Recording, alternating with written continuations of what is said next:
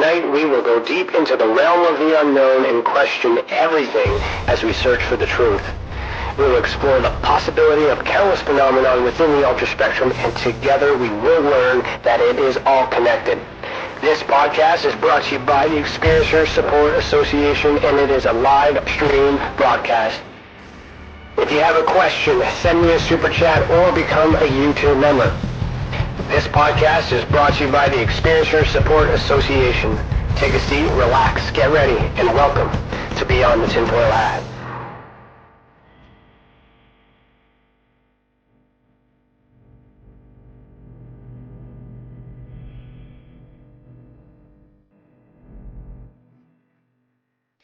Hello, everybody, and welcome to Beyond the TinFoil Hat. Today is Thursday, November 24th, 2022, and I, Ryan Stacey, am your host this evening. I'm a licensed private investigator, citizen journalist, and the director of investigations for the Experiencer Support Association. Welcome to the channel, and thank you for joining us this evening. A special thank you to all our YouTube members who help keep this program and others free for our experiencers. Remember that as a member, you get to ask your questions live here tonight, and I'm sure there's going to be a lot of questions, so make sure you are a member. If not, I'll ask them all for you.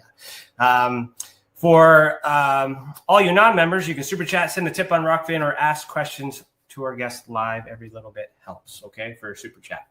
At the 2-hour mark, actually, it might be at the 90-minute mark, CC and I will have our after chat, so stick around and we will keep the conversation going. Chat with everybody that's live in the chat. We'll discuss the topics and all that other stuff and go from there. So tonight we are diving into the flat earth theory, and we're going to try to get answers for the big questions. Our guest for season 4, episode 36, our semi-finale for season 4, is David Weiss. David is a businessman who walked away from his own very successful company to pursue spreading the truth about our world. He's the host of the Flat Earth podcast and creator of the Flat Earth, Sun, Moon, and Zodiac Clock App. He has a knack for communicating the idea of flat Earth with sincerity and humor.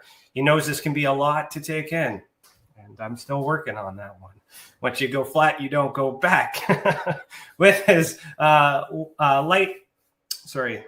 lightheartedness and deep understanding and intellectual respect, he can offer eye-popping information that leads to mind-blowing understanding. Now, we don't live on a spinning, wobbling, rocketing water ball in infinite vacuum. No, despite what we have been taught our whole lives in this round earth theory. And I'm just quoting his bio here. David Weiss may be the most agreeable guy you'll ever disagree with. Open your mind and allow him to share with you why the earth is flat and what you think you know about the planet Earth you call home is just plain wrong.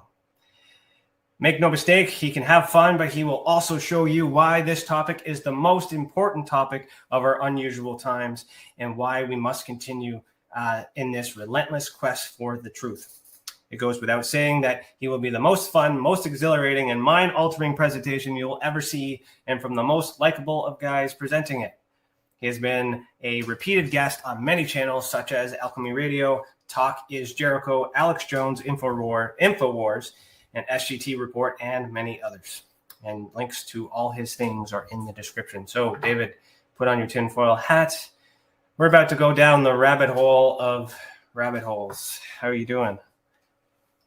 I am doing good. Is that your normal opening, or is that a special opening for this episode? That's my normal opening. That's why I said just so wait. You can't even see the light at the top of the rabbit hole. You are deep in the rabbit hole.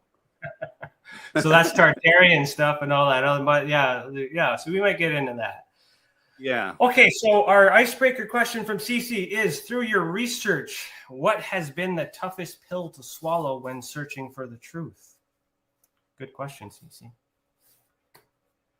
The toughest pill to swallow is, how can everything be a lie?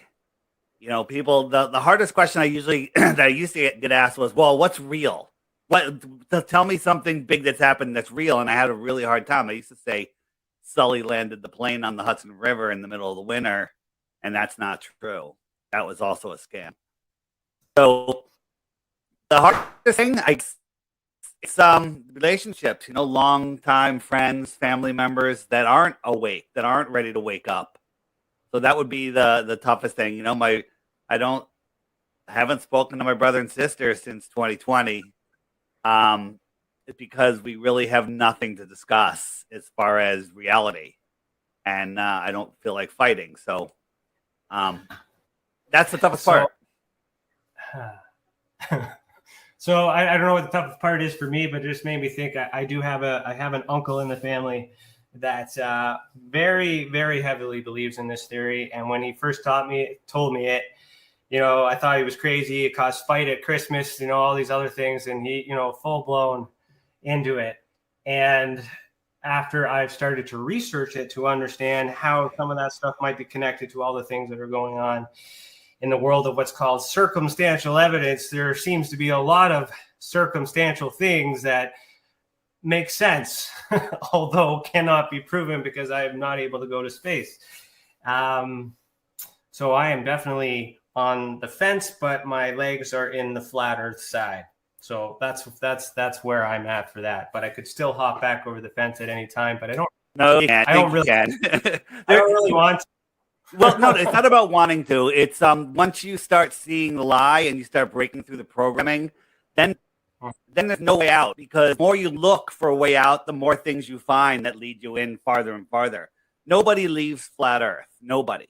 I mean, it sounds like a cult, but that's not it. It's the truth. Yeah. And once you see the truth, it's like people go to a magician and like, oh my God, that's so amazing, so amazing. But then one day the magician shows you how he does everything. So now you go and you're just here like this going, all right, I say it, and you can't unsee it. Once you know how the trick is done, once you know the lie, once you see the deception, there's no turning back. So saying I want this, I want that, I want it to be flat, I want it to be round, I just want the truth. And I think that's what you really, really are saying.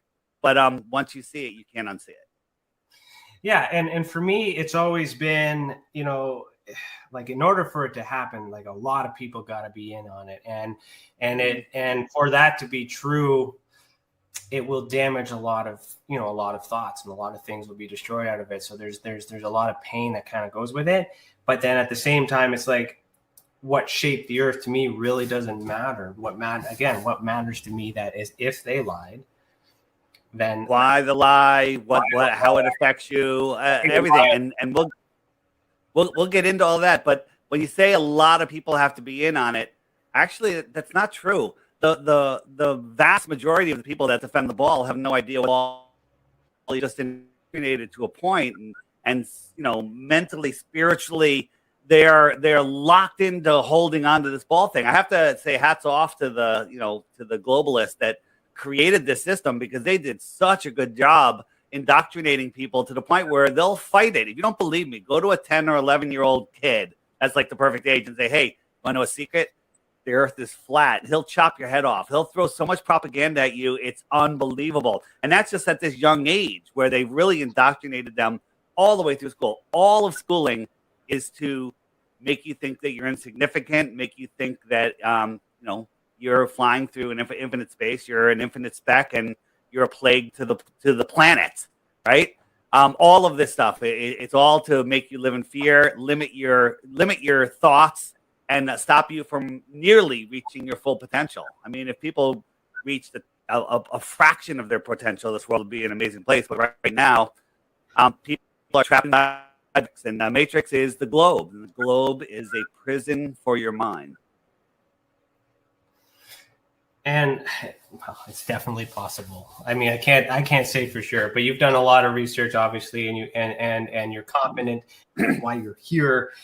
One thing that that irritates me, though, and I guess maybe I am more flat Earth than I realize, but when the insults come in and when they make fun of the movement, a lot of people think that literally means a flat disc that's floating around in space, and they use those images to kind of mock the idea. So what exactly is something like that? Is that what it really could look like? Are there other planets? How's this work? This is what they want you to.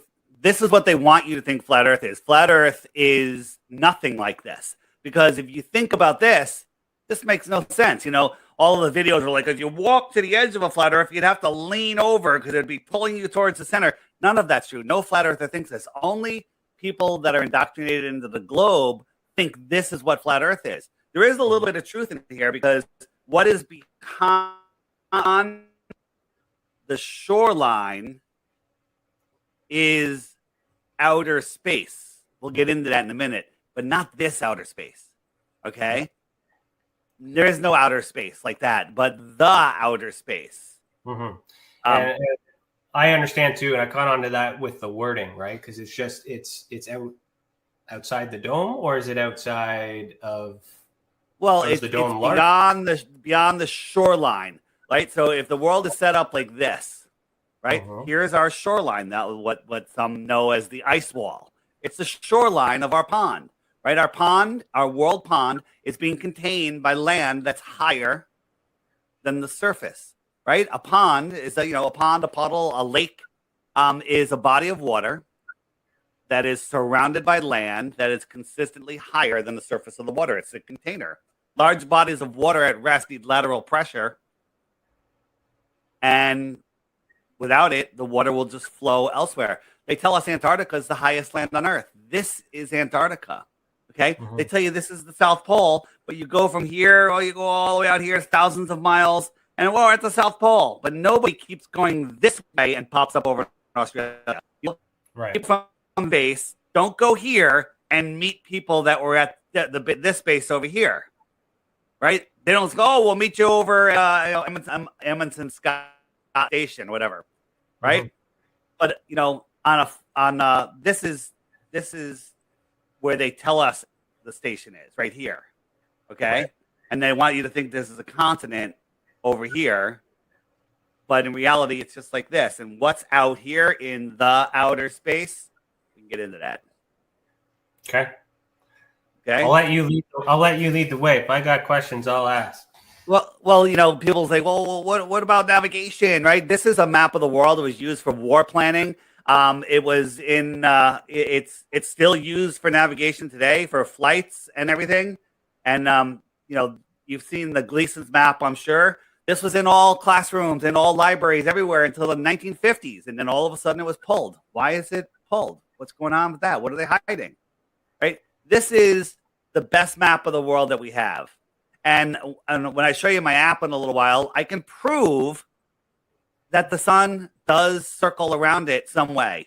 Now, some people have crazy ideas. Well, it's really going this, and sure, whatever. But wherever the sun is, when the sun is directly above you, anywhere on Earth, it's noon. And I can prove that if it moves through each one of these time zones, time is correct, and the sun's actually in position. So we'll get into that in a little bit. So this is our shoreline, right? This pink line is 60 degrees south, which is still like 1,000 miles or more from Antarctica, right? No one's allowed to independently explore beyond this line. Why is that? In this world right now, we're having, we're fighting for resources. We're fighting for, fuel and everything. And they say that Antarctica is barren. There's no people there. There's no animals there. There's no vegetation there. There's just raw resources. And then they go, oh, no one can go there. Antarctic Treaty. We're going to the moon, a place that you can't verify anything. We're just going to send Freemasons up there. But nobody can go here. And if you cross that line, you're intercepted by a warship, by a fighter jet. You're turned around. You could be sunk, put in jail. Nobody can independently explore Antarctica. Well, wait a minute. I can go to Antarctica. There's road there. You can take a trip there. The trips are $20,000, $30,000, $40,000, $50,000. If you're lucky, you can get a $10,000 or $15,000 for 3 days. They literally take you to right here. They show you some penguins. They show you some ice. Now look at this. This is bigger than some countries. It's not just a little tiny place. So, what is that? So what does that prove that you went there? Nothing. It proves nothing. Yeah, that was interesting. That was something that Mark Sargent was talking about when we had him on here about how just when you get there, it's so big enough that you can't even tell. So you can't even go tell anywhere. Right. Yeah. We don't know what's out here, right? The distances are massive, right? And so this is guarded, right? So we have there's 7 or 8 islands that are equally spaced. One off of here. There's the Falkland Islands, which I believe are where are the Falkland Islands over here. And there's these islands, and they all have military bases on it. And you cross that line, you are intercepted, and it's been done. People have been jailed. One guy, I forget his name, he got permission from his country to go. He got there. They stopped him. They turned him around. They sent him home, and they put him in jail. Right? This is the Dallas airport. What do you say? This is the TSA at the Dallas airport. So yeah, that would look like a polar projection, I'll say. This is a flat Earth map. Mm-hmm. And what are they guarding? The wall. They're guarding the outer lands. It's symbology.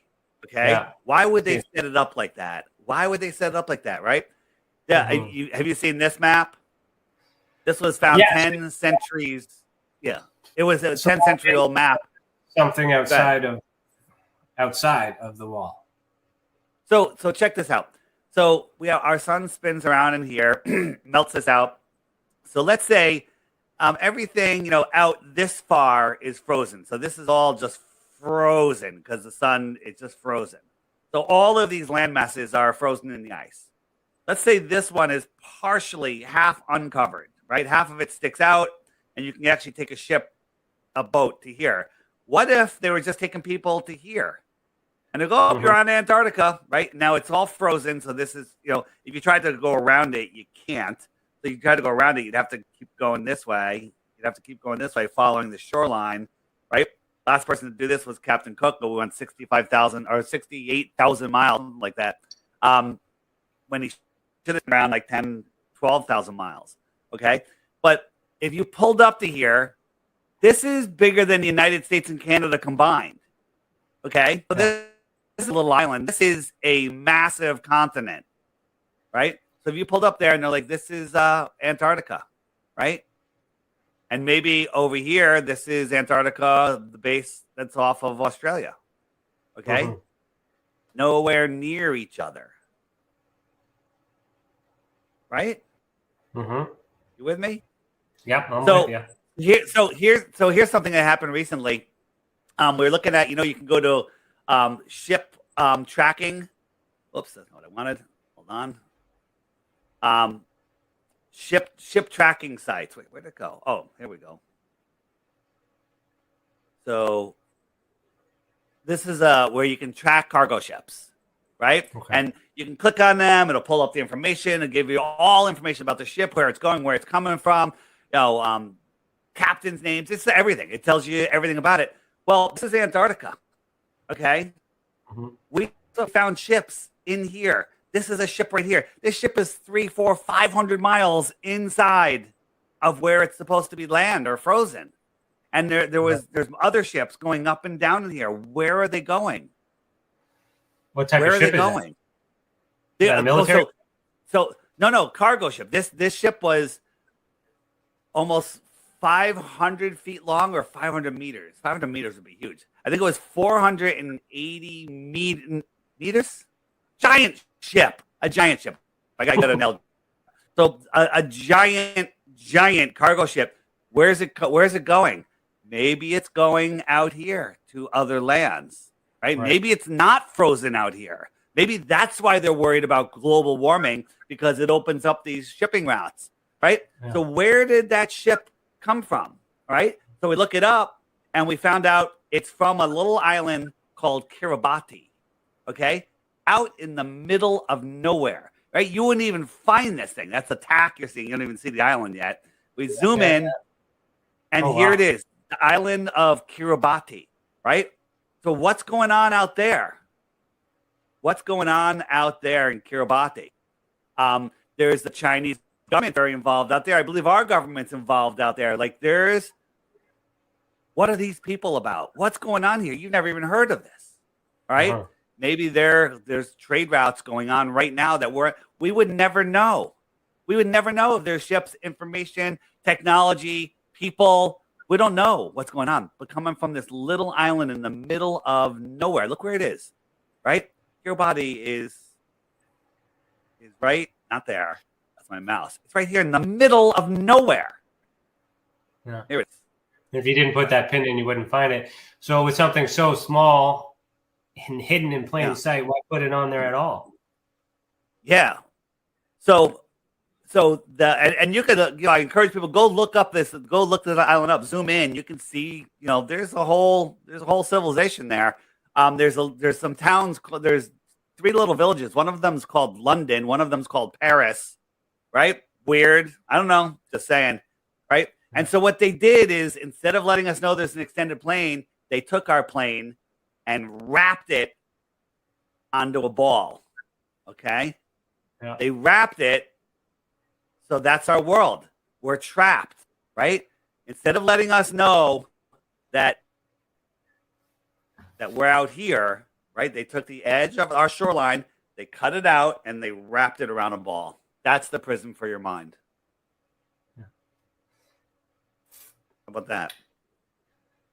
That was a good visualization. I like that.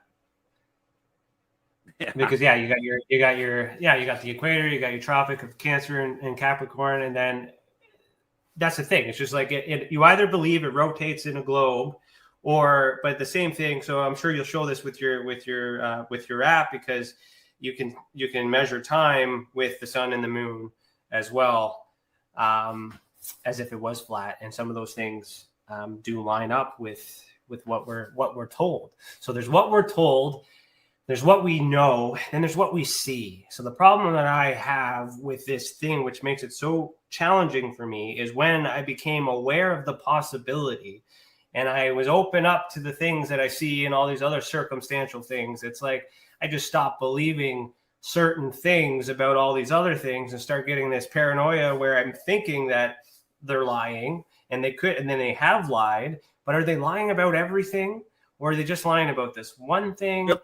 About everything, because it's all about not letting you know who you are, the true power that you have, not letting you know that you're divine, not letting you know that you have amazing abilities, and making you believe that other people can tell you what your rights are, when in fact they're God-given, they're divine rights. Right? This is the equator. So think about it, on a ball, it's the biggest circle, 24,901 miles around. Okay? This is the Tropic of Cancer. This is the Tropic of Capricorn. They are less than 24,000 miles around because they're getting smaller. They're getting to the smaller part of the ball. This is Antarctica. Circling around Antarctica is only 11 or 12 or 13,000 miles. Let's say 13. Give the globe the benefit of the doubt. 13,000 miles. So circumnavigating Antarctica should be about 13,000 miles. But Captain Cook did it, and he went 68 miles. 25,000 miles, 68,000 miles. Is the world set up like this? Or is it set up like that? So right? Here it is. Here's the Tropic of Capricorn. And if you go all the way around, 68,000 miles, it makes sense. Yeah, I also noticed that on this map that you have what appears to be a continent in the center of the North Pole. That's not empty like the Google Earth map shows. We don't know what's here, right? Right. Yeah. So this is actually showing ice, but now they have it just as water. You look at the old maps. There's old maps that show, 4 continents with 4 rivers in there. We don't know. North Pole's also another place that's off limits. Mm-hmm. So you get into Hyperborea and Magnetic Mountain and all that stuff. Here's the thing. I love talking about all these possibilities, all of these things, all of these signs, all of these clues, but we don't need them to prove the Earth is not a spinning ball. I mean, our God-given common senses can show us that. We can physically go out and measure it. We can use their math. You say, well, it's 8 inches per mile squared, and the Globers will go, no, it's not. That's not a real formula. That's a parabola, right? Right? Yeah, it actually works perfectly because it's based on the Pythagorean theorem: a squared plus b squared equals c squared with a right angle. Okay, and I can show you how it is dead accurate for hundreds of miles, over 1,000 miles, but nobody can see 1,000 miles. We don't really need it. I mean, perspective brings everything to the point. The atmosphere becomes opaque even with infrared lenses, and you can't see 1,000 miles. So who cares if the formula gets out of whack when you start inverting underneath the ball, right? So our not ours, their calculator, their curvature calculator is dead on, and it's so far off. Do I have that clip? I don't know. There's a clip that I wanted to bring up. I'll get into that later when we get into curvature. I had an idea. Anything else? No, I'm just asking questions based off what I see and what I hear. I'm good. I'm following your pace. Right. So when I say flat Earth, the Earth isn't flat. It has hills and valleys. It's as a topographical plane, right? It's the deepest hole ever dug is just under 8 miles. So yeah, we know there's a hole 8 miles deep or less than 8 miles, and we have Mount Everest, right? So yeah, there's ups and downs, but water tells us what's going on. The answer is a large body of water at rest, anything bigger than a gallon, will lay flat when at rest. Period.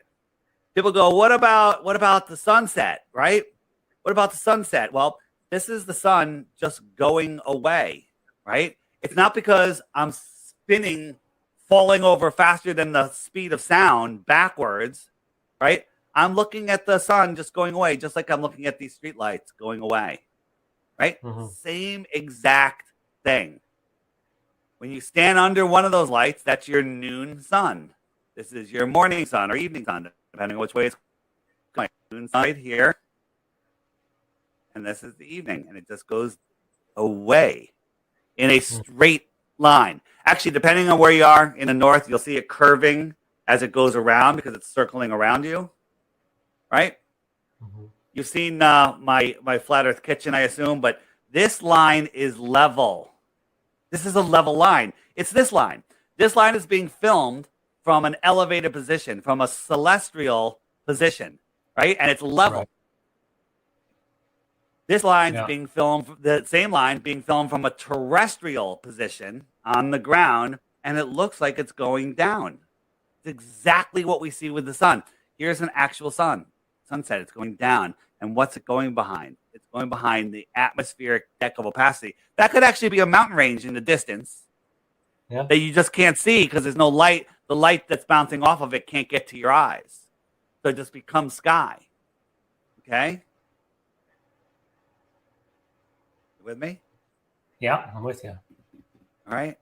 And people, and it depends on the conditions. This is one where the sun was going down, down, down, down, down, and it stopped. Now I'm filming this from a high position, and it stopped going down. It should continually move, but it stopped and it faded out. Now my friends are down here at the beach. They saw the sun set 10 minutes earlier. It's already nighttime. I'm still looking at the sun. Okay, this is going forward and backwards, and it went away, and it took its light with it. Right? And this was filmed by a soldier in Afghanistan. Super dry, super clear day. The sun is not going down. It's clearly moving away. It gets lower and lower and lower, and then it just kind of stops on the horizon as it goes away. As Paul McCartney says, the fool on the hill sees the sun going down, but the eyes in his head see the world spinning round.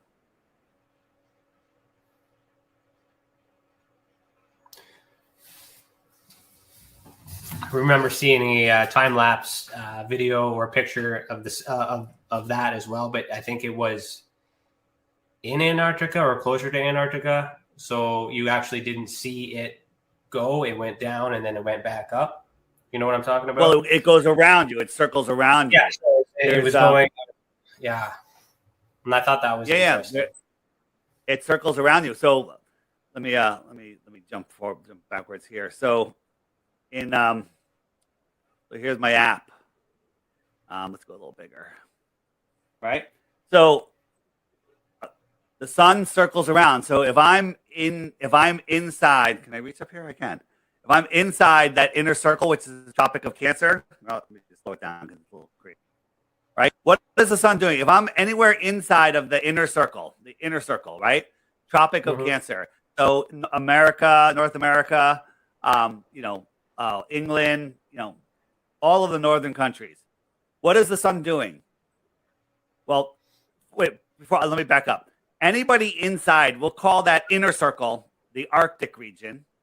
We'll call anybody outside of the Tropic of Capricorn, everybody outside here, the Antarctic region, and everybody in between two tropic lines, we'll call them the tropics. Makes sense. That's where it's nice and warm, in between the tropics. So if you're inside the Arctic area, what is the sun doing? What is the sun doing? What do you see the sun doing? You see it's circling around you. It's arcing around you. The Arctic, right? The Arctic. No. Arctic. If you're standing outside the Tropic of Capricorn, what's it doing? Is it circling around you? No. It's coming towards you and then away from you. It's antarcing. Yeah. And at certain times of the year, when you watch the sun come, you can watch it go up and down and circle around, and you can see it come towards you and away. I got a new video that'll be out on the app soon that somebody made showing some great clips of the sun at different times, and it's clear that's what it's doing. But you can be convinced. The whole heliocentric system lie is amazing. You have to believe, somebody, something, some force put this lie together, or you have to believe, that the universe had the Big Bang. The whole world was just created from nothing. We evolved from monkeys, and the world is doing everything in its power to trick you into thinking that it's flat. It's not moving. You can't sense the moving. You can't sense curve. You can't find curvature. Everything is to trick you into believing it's flat, or maybe it's just flat. Okay? Pretty crazy. It is. So with the moon then, is the moon actually lit up by the sun, or is that have its own independence? Like if you watch the video at the beginning, there's some, that being a luminary or perhaps plasma. Like there's a lot of different things about the moon. So how does that work? Well, do you want to know what the moon is? I want to know what you think the moon is. Yeah. I want to know what the moon is. I don't know what the moon is. I don't know what the moon is, right? This is a crazy thing. So you have to believe that this is the moon rising, okay? Yeah. No, well, that's it. It's coming up from below the horizon. No, it's not, okay? For one, this buoy, I shouldn't be able to see this buoy out here. It should be below the curve. Right. And the horizon is I believe it's beyond where we're seeing the moon. But go outside on a sunny day and find a piece of, when sometimes you see those concrete balls or something, like artwork or roadblocks or something, just a concrete ball, right? I have one. They don't light up like the moon and cast light. They're not casting shadows on things away, right? Those lights. Where the heck is I thought I had one. Right? We don't see a rock. Look at it with the noon sun on it, and it should be casting light back on you, but it doesn't. Light doesn't reflect, right? Right. This is supposed to be the moon. Look how bright the moon is, and look, kind of looks like the moon that we're seeing. It looks like it's pretty damn local. The way it's lighting up those clouds. Might even be within those clouds. What is the moon? We don't know. This is what NASA wants you to believe the moon is, and that's what the Earth looks like. Wait a minute. If I was standing there on the moon, that Earth shine should cast a shadow on me. It should reflect back to the moon and cast a shadow, just like the moon casts my shadow onto the ground, right? When you get into the inverse square law of light, every time you get half as close to a light, it's 4 times brighter. So if 230 miles away, if I went halfway there, it's 4 times brighter. Halfway again, it's 16 times brighter. Halfway again, it's 64 times brighter. Okay? It keeps on quadrupling. And so when you're 100 miles from the moon, the moon should appear like 60 times brighter than we see the sun from Earth. Does that make any sense to you? Yeah. Yeah. It does? Well, no, I'm following you. I understand your thought. So no, that doesn't make sense. But this is the moon. These clouds are moving around. Why is the moon 250,000 miles away lighting up just this cloud and not these clouds over here? Why isn't it lighting up all the clouds in the sky? Right? Probably because it's local. That's like it's closer than we're told, and it. Well, wait a minute. Why wouldn't an airplane crash into it then if it's that close, right? And the answer is because the moon is in a position relative to ours. If I'm watching the moon and I put you halfway between the clouds and me up in the air, you would see the moon farther away. Right. You would still see it farther away, right? When we go up, when we send a balloon up, the moon turns into a tiny little pinprick. The sun is still nice and big, but the moon turns into a tiny little pinprick. Wait a minute, that doesn't make any sense. I mean, we're not getting that much closer to it, but it should be at least the same size as we see it from the ground. It turns into literally the size of a star. What the heck is going on there? This is what I was looking for. Noon sun on this thing. Does this look like the moon? Is this going to cast light 238,000 miles away and cast a shadow on the ground? This is self-illuminating. Does it have something to do with the sun? I couldn't tell you. I don't know. Right? This is not self-illuminating. This is not this is reflecting sunlight, but it ain't doing it. And also, wherever the sun is, there should be a hot spot. Why is the moon equally lit? Equally lit. Right? Right? You should have a hot spot like this. That's a hot spot. But we don't get that when we look at the full moon. Right? If nothing about this world, nothing, and you're just roaming around, you're only human here on Earth, you came out of nowhere, and you don't know anything, you would never, ever say that we're spinning, whirling, twirling in 4 different directions at once. We're spinning through the universe. You'd observe the stars every night, and you'd realize, when all of these stars are in this position, I know that it's July 5th or whatever the number is. And because every year on the same day, every single star is in the same position. But we're corkscrewing through space, going 4.5 billion miles a year, never to return to where we were before. All the other stars are moving in all of their own directions, and nothing ever changes, ever. That makes no sense whatsoever. None whatsoever. So a nice Canadian flag there. Thank you. There you go. This is 2 shots, Canada and Australia looking at the moon at the same time. Interesting, right? Is that mirror image? Well, they're upside down because if why are they upside down? Because on a flat plane, if the moon's in the middle over the tropics, where it is, somebody on the outside, the south, or somebody on the inside, the north, are looking 2 different directions at the same thing. They're looking at it from 2 different directions. Right? But one of them is appearing in the night sky, one of them is appearing in the day sky. Right? If the light refraction is turning our sky blue, right? Just like they tell us, how the hell can we see the moon when it's not that bright? How is that popping through? How come we can't see stars during the day?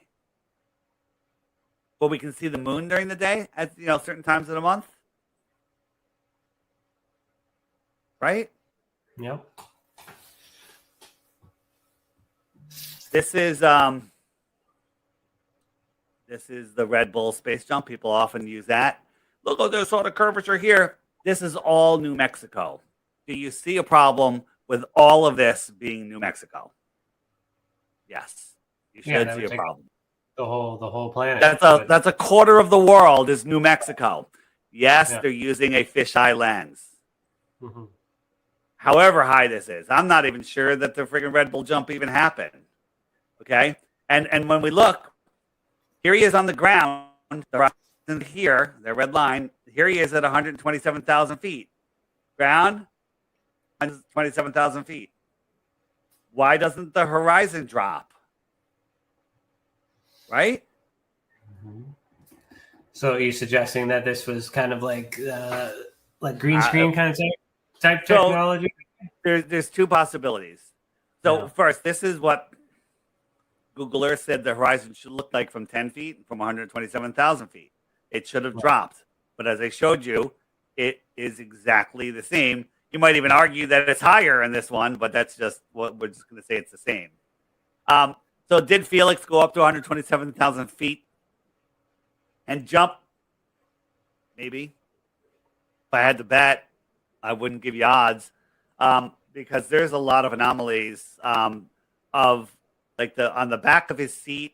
There's some tubes and straps, and then they showed one just when he opened the door, it was one way, and then when he jumped out, it was another way. Like unless they took multiple jumps and they spliced them all together and said he did it once, I'm seriously questioning whether it ever happened at all.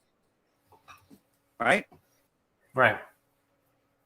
So, wouldn't be the first time that we've seen edited footage from space.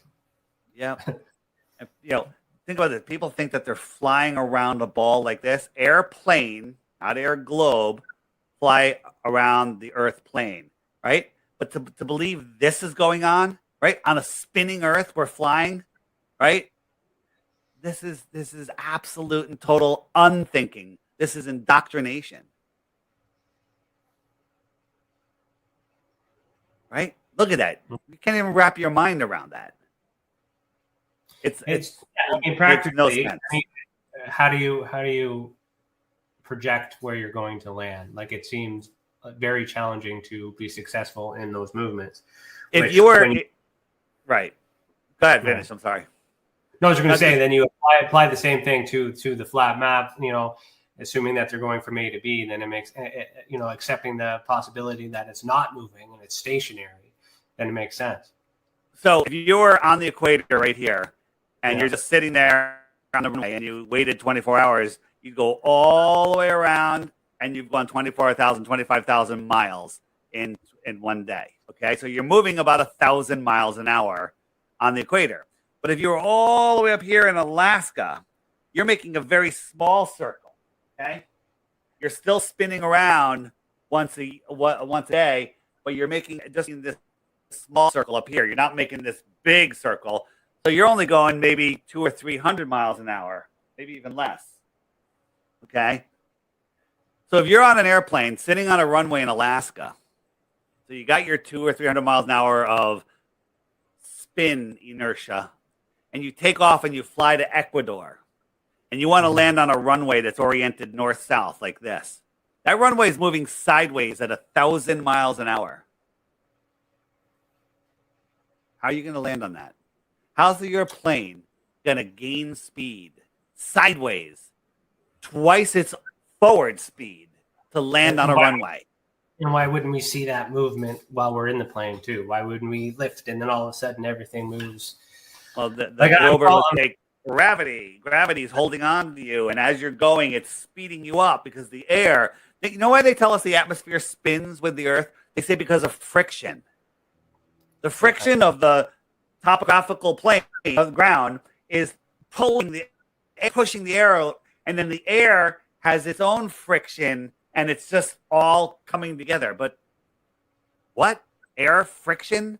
I mean, we have summer breezes that blow left and right. We have hurricanes that spin, go in all different directions. How is that velcroed? How is that held on to the whole world? How is that? How is that possible? How is that possible? It's just not possible. Yeah. So how does wind work then? High pressure to low pressure. High pressure to low pressure. When you have high pressure next to low pressure, it equalizes unless there's a barrier, unless there's a physical barrier. Okay. All right. Let's keep going. Before we're talking about the deepest hole. Deepest hole is a great borehole. Less than 8 miles.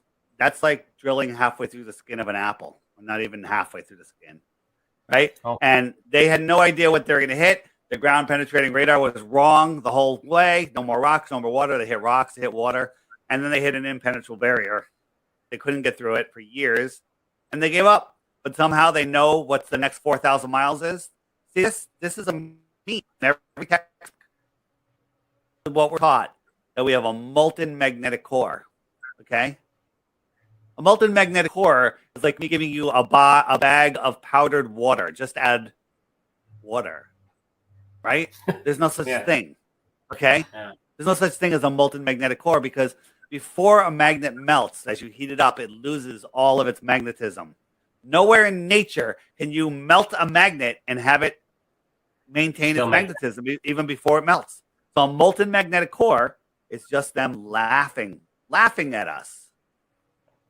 Well, they say that's the source of the lava and all that stuff from volcanoes. So where's that coming from if not not there?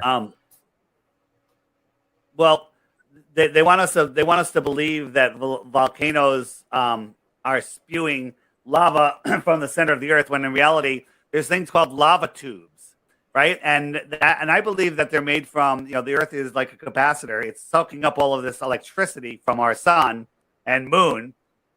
And there's these circuits underground that melt the rock, melt everything, right? Electrical circuits, and they create lava tubes, and they're all over Hawaii. And occasionally they reach the ground and they start spewing lava. But nowhere in the world, excuse me, is there a triangular mountain spewing lava out of the top. Right? There may be some mountains where there is lava pools at the top, which are just from the lava tubes, but it's not coming from the center of the earth. Okay. They can't even drill a hole through it, okay, with the best technology. Let's see, that's the thing, right? Like, I mean, you're saying a lot of things, and this is like your theory. Well, not your theory, but the flat earth theory that goes against the other globe theory, because the only fact we really have is that NASA says, and all the space agency says, that this is the way that it is, and they're the scientists, they're the ones that have done all this, and we're told to believe that's true. And we don't have any way to fact check that other than trust them. And we really don't have a lot of trust for them because they lie about a whole bunch of other things, which makes this really, really hard. But what you're saying also can't be proven, just as well as the globe stuff can't be proven by us because we don't go to space. So that would mean the astronauts are all in on it. They have to be. Well, they're all in on it except possibly Don Pettit, who might just be retarded. Okay? Okay. I'm allowed to say that word because he just look at him. Listen to him talk. He's like, we see the zodiacal lights, and it's a painful process to build it back again. But he's not the brightest guy in the world. So, and I think that a lot of these guys are under mind control. Like low astronauts, they were just lying, and you can tell by their press conference. And the way they live the rest of their lives. Some of them are in on it. Some of them are under mind control. Like right now on the International Space Fake Station, there's this black transgender boy girl up there. I think this person is totally under mind control. They're probably in a studio, even though she's hanging from wires. She's told that she's in the space station, and she'll leave it. And with hypnosis and mind control, you can do that.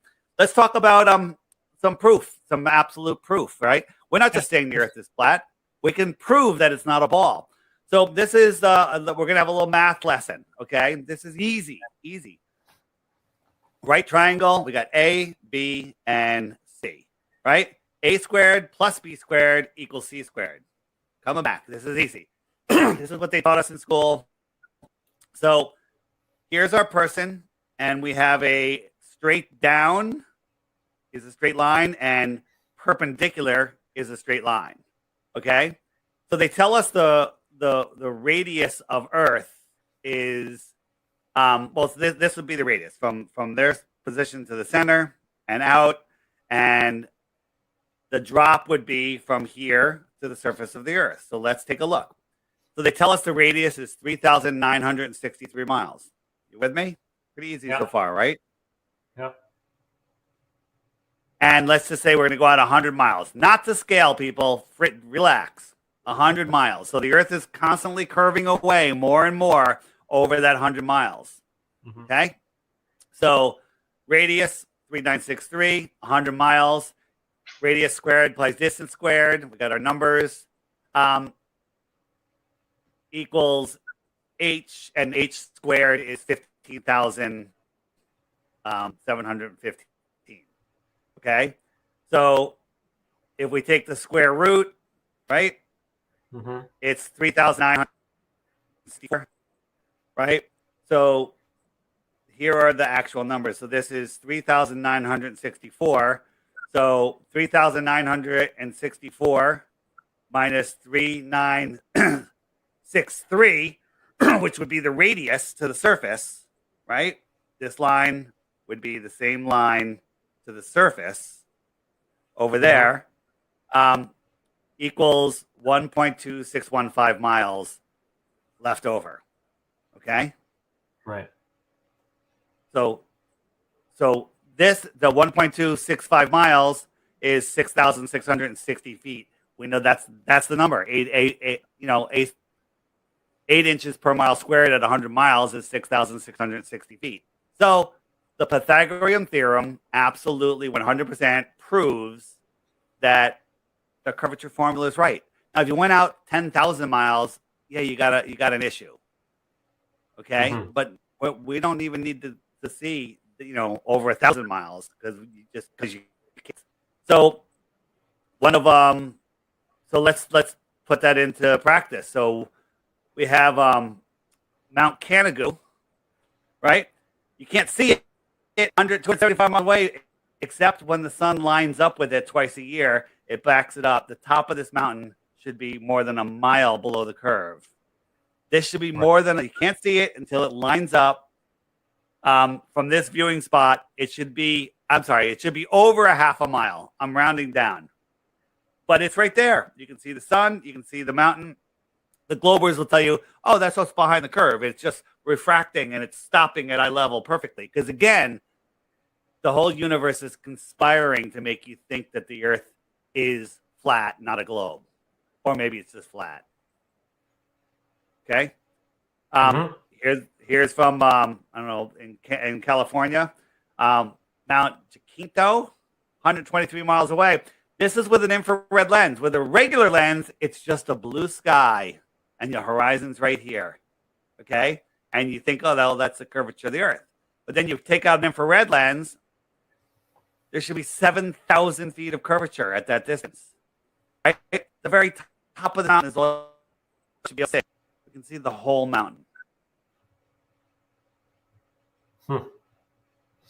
Okay, that's all you need. That's what got me. It's like when I started seeing things that you can see too far, boats that zoom in and they come back up again. It's like, wait a minute, I can go. What's that? I was going to say, is it possible that the globe is just bigger than what we're told? It's still a globe, because the math. I understand what you're saying. The math doesn't add up to what we've been told. Yeah. But what if it was still a globe and their math was wrong? Yeah. So we can take their curvature formula. So I'm going to take this clip, but Taboo Conspiracy in my app underneath the experiments one, the top video is a fantastic one, and it's showing we're tracking some ships, and we see a ship that's 16 miles out, and we're like, wow, we can see the whole ship. We shouldn't be able to see it. It should be hidden behind curvature, and then all of a sudden we can see water beyond the ship. If you can see the surface of the water beyond the ship, well, there's no curvature because you're still seeing the surface. Okay. And then we saw another ship miles behind it, miles farther away, maybe 10, 20 miles farther. Who knows how far it was. Okay. And it's going by. You can see it because, things ramp up. A ship in the foreground, another ship in the background. The one in the background is higher in your view because that's just how we see, right? If you think about it on a thing, the one in the distance is higher. It's smaller, but it's higher. So we can see this other ship miles and miles and miles beyond it. So let's just say it's 1 mile beyond it, just to be safe. 17 miles. For us to see the surface of the water at 17 miles away, the Earth would need a radius of over 300,000 miles. 300 was it? It was over 300,000 miles. I got to get the exact number. Okay, 300,000 mile radius. when the radius they tell us is just less than 4,000, which I just showed you, 3963 or whatever it was, right? 4,000 mile radius ball or 300,000 mile radius massive ball. The problem is we'd still see curvature at that size, and we don't. We can see farther. So if I told you, hey, our globe, how many times bigger is that? Our globe is 1,000 times bigger than they tell us. That's a bigger problem. That's a problem also. There is no curvature, so it's not. Yeah, and you well, can't live. There's a lie either way or misinformation, so it's not accurate. It's maybe correct. Well, you know what? And by the way, that's right where I went. Like, all right, maybe it's just a ball. Maybe they're lying about the size of the ball because they want to hold on to the ball. No one likes to give up the ball, right? Can't see anything here. What we're doing by zooming in, we're increasing our angular size, so we're making the horizon bigger. And as we do, we can reveal that there's a ship right there. A boat, a sailboat. You couldn't see it because these little waves in the foreground, see, my finger can block it? No. But if my finger was a wave halfway in between, it could block the whole boat out. And so these little waves and the angular size bring it out of your view, and you can't see it. It's simple. No. It's simple, right? And then people say, well, what about photos of Earth, right? This is a famous NASA photo. Well, we can't go to space. CGI to me, they don't look real. They don't even look CGI. They look horrible paintings. I mean, just horrible. Horrible. Yeah. When have you seen a cloud? You know, some of the clouds are bigger than countries, okay? I don't think it works that way. But we can measure from Baja over to the west to the east coast of Mexico, and we get a distance of 934 miles. Well, they tell us the diameter, that's a straight line through the Earth, is 7,917. So we would need to fit 8.4 of these segments in between these two lines. Well, it doesn't even fit on this page. Okay? This right here 100% proves that this is a painting. A painting. 100%. So why is NASA making paintings of Earth? Well, that's what I'm saying. It's all part of the lie. I mean, flat or not, there is a lot of things that we were told that don't make any sense. I mean, and that alone for me is enough to question all the truth. One lie is enough to question all truth. It's something I say. So, yeah. Why? Why the lie? We'll get to why the lie in a minute. Here's all the beautiful the space station. Look at the curve. You can see the atmosphere. It's so amazing, right? But when you look at this land feature, it's that. Yeah. So, yeah, that don't make sense. This is just from an airplane. They put it on at nighttime.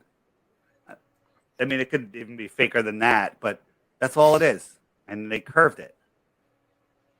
Absolute and total nonsense. And when you start seeing that, you know, that's what they're doing, right?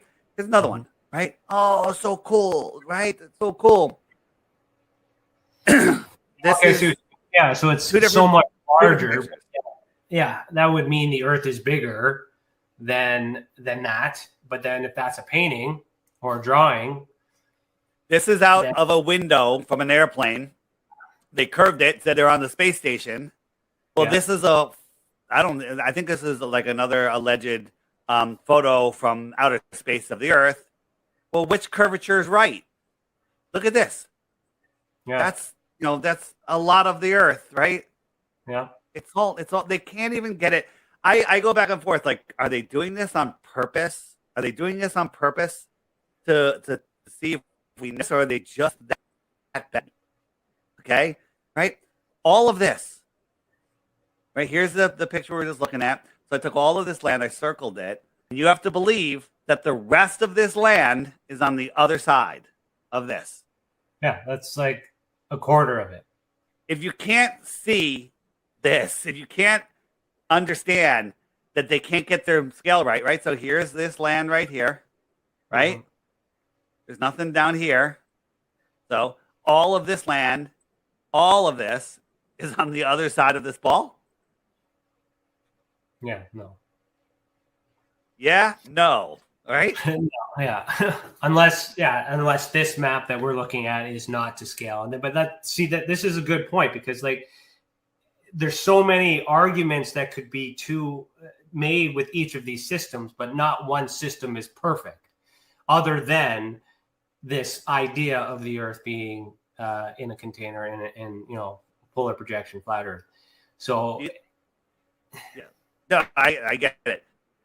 This, what are we looking at? you're looking at two containers with level liquid. That's thinking like a flat earther. Are we looking Yep. at a photo or a painting? That could be a painting with closer look. But Which one is a photo? Which one is a painting? I can't tell the difference. But when you compare them, the Earth definitely looks like a painting to me. See, the other thing too with this planet stuff is like, and following the same thought of like, I believe what you're saying, but I don't understand what I'm seeing. So you can get CGI, good crisp photos of Pluto. It's supposed to be the furthest thing away, but yet you can't zoom in to the moon and show us any more details other than. And those photos that's where we're gonna go next. But also black and white, but we can clearly see that there's color. Right. So, by the way, this is a painting. That is a This painting. is a painting also. But people are like, well, how am I going to paint this? Look at this. Yeah, you can paint this, right? Yeah. And there's no way you see these colors. You don't see green from millions of miles away through atmosphere. The entire Earth would look white because everything just whites out. Okay, This is a painting. This is a painting. It took a lot more skill than this. Okay, right? That's more believable. I believe that painting to be real more than I believe that Earth to be real. And then all of these, we'll get your shit together, NASA, right? Because it's a mess. It's a complete and total mess. All right. This is supposedly what's moving away from the Earth this fast, filming it, right?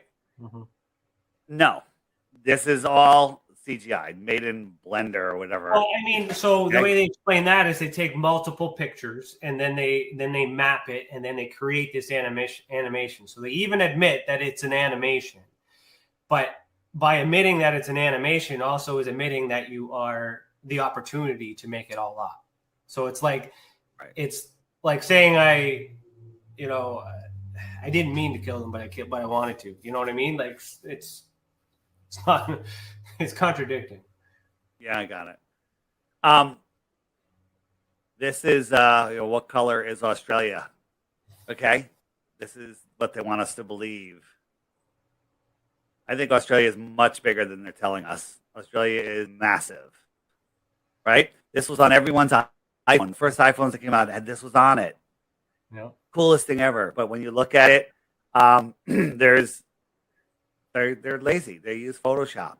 Clone the stamp tool. Everyone's seen this. You've seen it. Yeah, I've seen that. Right. So interesting with Australia. I recently came across in Darling Park, which has the pond, the little map there. Yeah, amazing. An obelisk in the center, and I thought that was quite interesting. And then Australia being closest to the wall, perhaps. You would think someone from Australia would say something, but then the history of Australia was a prison. Put everybody. That's what they tell us. That's what they tell us. But they built these prisoners built amazing structures. I'm not buying any of that story. Okay, this is some flat earthers made this in Photoshop. We're making a better looking globe than NASA, if you ask me. This is fake. Yeah. We made this. Okay? People are, how can you do that? NASA's got real weather patterns on there. Yeah. Well, why don't we see stars? How come there's no stars? That's another thing I question too. Aperture. Right? Aperture. Come on. What's that? Sorry. Aperture. They say the aperture. Yeah, but I mean, you should still be able to see some. And then space debris, and then you got satellites that apparently, is all over the place, but you never see it. Yeah. Photoshop, right? And why don't we see satellites go in front of the moon? So think about this. You ever go out and look up in the sky and see a little light move across the sky and go, oh, that's a satellite? That's what they tell us, these little lights. I don't know what they are. They're too fast to be airplanes. I don't know if they're natural phenomena or they're other technology or things from other worlds beyond Antarctica. Mm-hmm. But if they were satellites, whenever we send a balloon up to 120,000 feet, right? Whenever we send a balloon up, we should be seeing these satellites blinking. They should be flashing all over. Sun's over here. There's 30,000 satellites circling around. They should be blasting our eyes. It should be like a light show. It should be incredible. Never once do we see a single flash from a single light, but we can watch a satellite cross all the way over. How is it reflecting that sun perfectly to my eyes? Okay. Mm-hmm. And everyone's eyes at the same time, right? Because when you reflect, like if I'm reflecting the sun at you off and somebody's standing 20 feet to the right of you, they're not seeing the reflection. Right. You are. But we see it go from horizon to horizon, and nothing happens from balloons, airplanes, space shuttle, nothing. Never. This 100% proves that their satellites are nonsense. Now, NASA has their balloon program. There's tens of thousands of satelloons up there, right? Yeah. Satelloons. And maybe they figured out some way with some technology to get things to stick into the firmament or hover out there using some sort of electric static anti gravity, for lack of a better word. Maybe.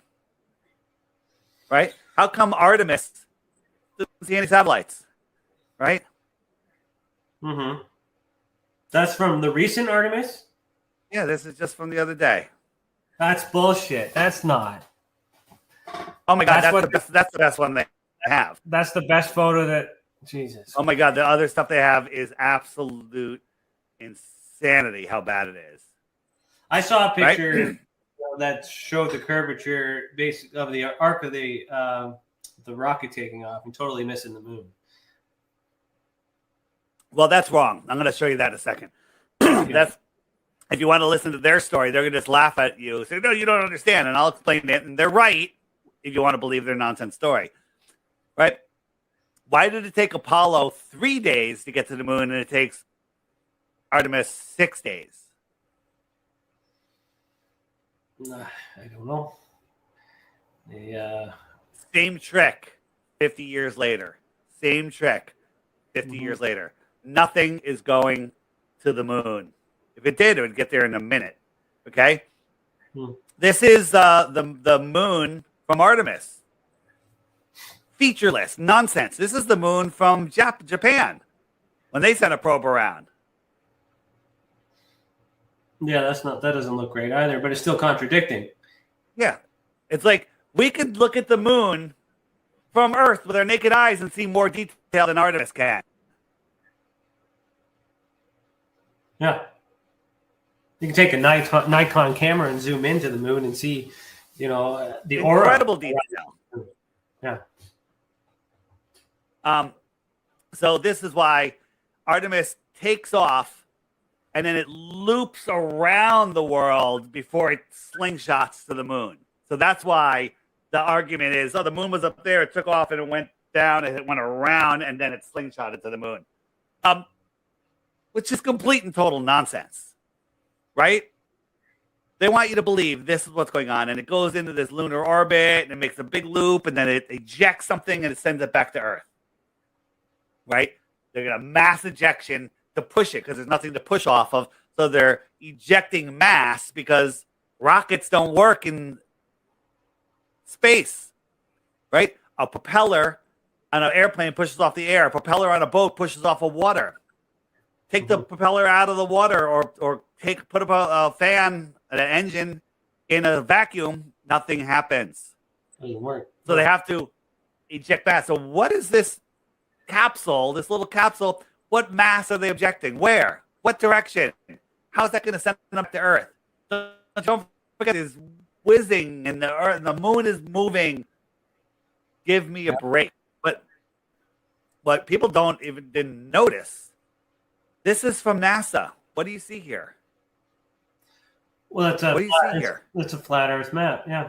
It's a flat Earth map, and they didn't even bother to rotate it. Okay, they took the flat Earth map from online, and they didn't even bother to rotate it a little bit, just to throw us off maybe a little bit. Okay, they put it in the exact orientation. Yeah. Minus the wall, right? but they. Right. Yeah, that is. Right. So imagine if you're getting on a jumbo jet, a 8300 or a 747 or whatever, and you looked out on the side of the plane with all of this PVC piping with these non-aerodynamic stuff. Would you feel a little nervous? Would you think like that's not a good idea to have that out there, causing turbulence, possibly getting ripped off from 500-mile-an-hour winds? 500-mile-an-hour winds will rip shit right off an airplane. That's why they're all aerodynamic, right? This thing's going 17,000 miles an hour with crap on it like this. Yeah, no, it looks poorly made. I mean, and if you compare like the moon lander too from back in the 60s, that looks like junk. And then, Hollywood movies. So what about the possibility of them actually landing on the moon but at the same time simultaneously filming a story to distract us from what's really on the moon? Is it? Yeah, I used to believe that. I don't think the moon is a physical place, and I don't believe that ever anybody is on those rockets. No humans are ever on those rockets. I don't believe that a human can live separated from the Earth for very long, if at all. And if there are places outside of the wall, the best way to get there without people knowing would be to send a rocket up and over the wall. Or maybe through tunnels or through ships. We're finding ships that are going through Antarctica. Okay? And those are the ones somehow we got. Like, what if there's thousands of others that are beyond that? Right? Right. We don't know, right? This is when Artemis took off, think about this. Those rocket pads underneath the engines, that's going to lift this entire thing up. Watch when they show it here. I'm going to try to pause it. Look at this thing. That doesn't. Yeah. What are those bags? Yeah. I'm like, what? Like balloons? What's going on here? I think it's a big balloon. I think the whole thing is a helium tank, right? And it's got maybe a little bit of thrust, not much. Big light show, a lot of smoke. Well, I ain't no rocket scientist, so I have no idea. But I mean, it does appear to be unsafe. Why is this one? This is like overinflated right here. Right. Why these would be exactly the same? Look at this thing. It looks like it's made of paper mache. All right. I don't know what this is. Right. I think this is just a big balloon. Right. It's a big deception. Right. This is them doing a little test, and during the test or before they did the test, watch what happens there. Oops.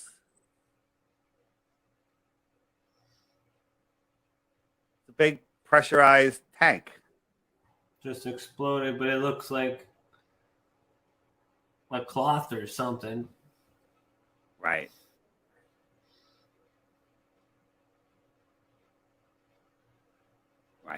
This is the SR-71. That thing looks pretty aerodynamic, right? Mm-hmm. Try putting some PVC piping on the side of that, see how long it lasts, right? The reason it's black is because the paint burns off, right? And it's only going Mach 3.2. Artemis goes Mach 33. Okay. No problem, okay? No problem. No problem whatsoever.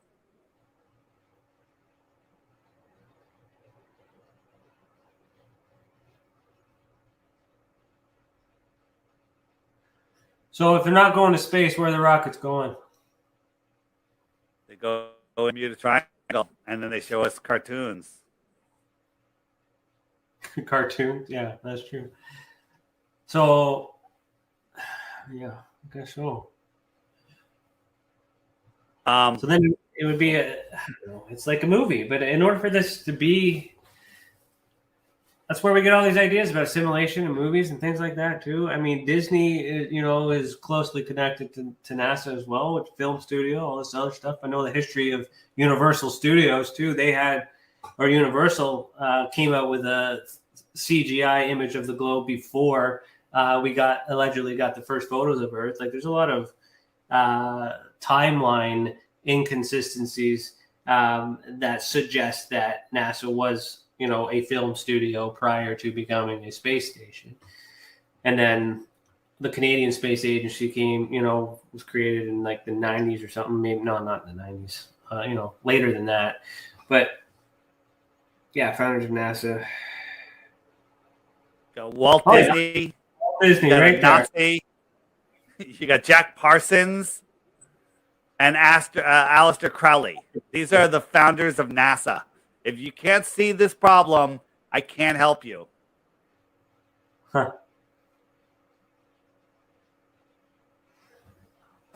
Yeah, because Jack Parsons and Aleister Crowley were together with the Lima, right? Yeah.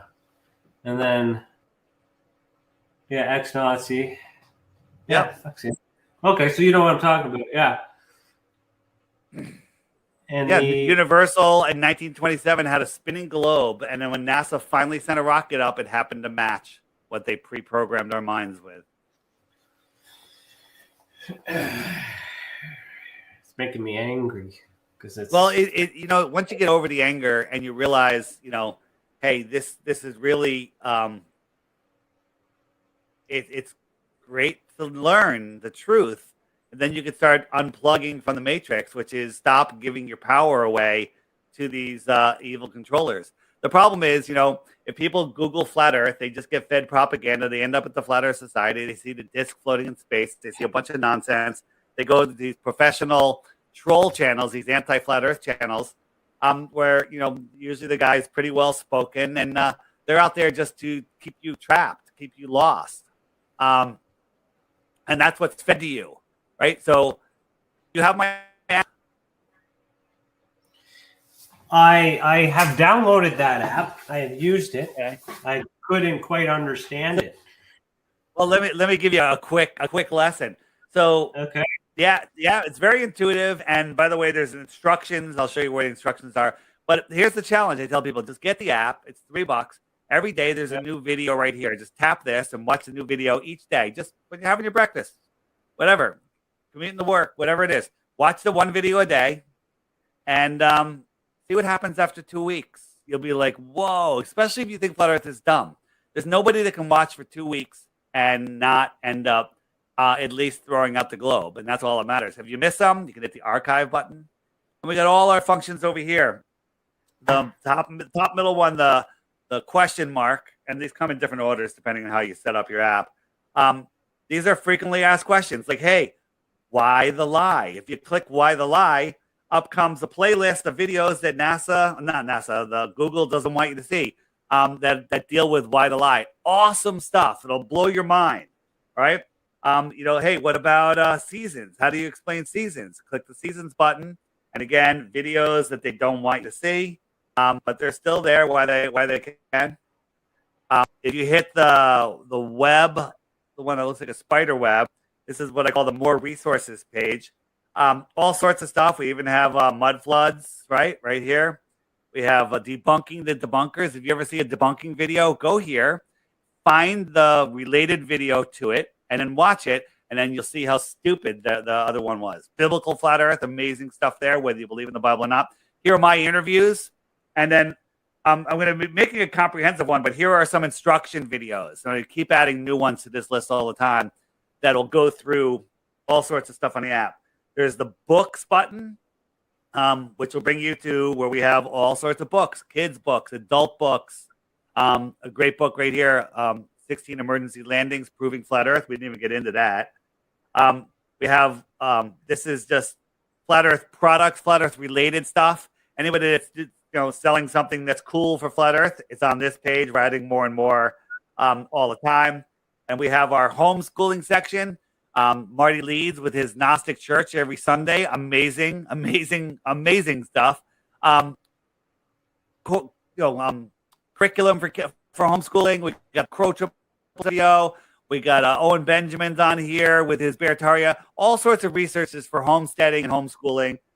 More and more is being added. We have different languages. If you hit the flags button, top right, this is the most fun one though. The friend finder. We hit that, and up comes. It'll show you all of the other users around you. So just around me right now, these are all of the people that are using the friend finder.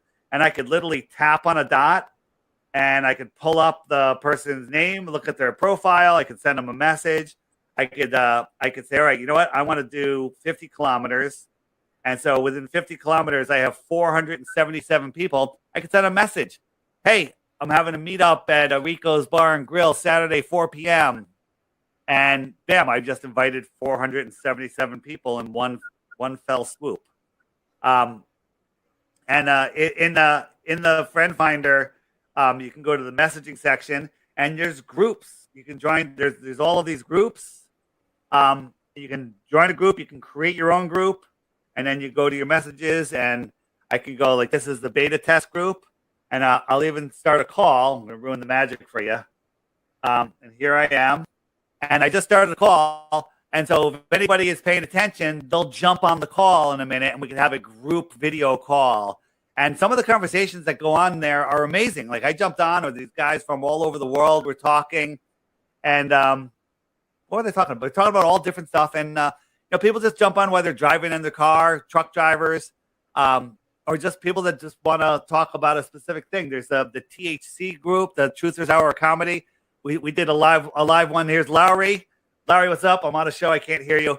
And now they have this this group. So like if you created a group, TinFoil hat, and people jumped in that had it. So now you can have like, hey, post-show wrap-up questions about the show, all sorts of stuff. There's all sorts of stuff in there. Lowry's in Brooklyn. Looking around, probably bar hopping on this Thanksgiving. Just finished eating. All right.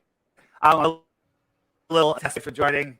And we can get up. We've had up to, how many people do we have in here? 25, 30? We did test once. It depends on how many people jump on. So it's literally a very stable video platform. See you, Belly. See ya. Cool. Yeah. And it does amazing stuff. And the friend finder is people are using it to find jobs, to hire people, because guess what? All of these people are awake and aware. Okay, all of these people are awake and aware.